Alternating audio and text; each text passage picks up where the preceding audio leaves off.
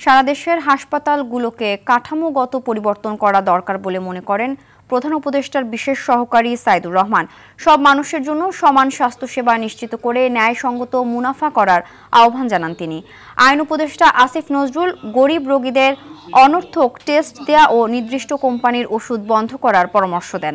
দুপুরে রাজধানীতে শহীদ Abu Saeed international convention সেন্টারে আয়োজিত private hospital clinic and diagnostic owners অ্যাসোসিয়েশনের বার্ষিক সাধারণ সভায় এসব কথা বলেন। মানুষ অনেক গরিব, এখানে লোকজন খুব গরিব আছে, বড় লোকদের গলা কাটানো সমস্যা নাই। গরিব রোগীদেরকে 14-15টা টেস্ট দেওয়ার প্রক্রিয়া বন্ধ করান। প্রাইভেট ক্লিনিকে সবসময় ওষুধ কোম্পানির প্রতিনিধির জন্য নির্দিষ্ট টাইম থাকে ডাক্তারের। আপনারা ওষুধ কোম্পানির দালাল। ডাক্তাররা এই দেশে বড় বড় হসপিটাল ডাক্তাররা কি ওষুধ কোম্পানির মধ্যস্বত্বভোগী? কোন জায়গায় নামান আপনারা নিজেদেরকে?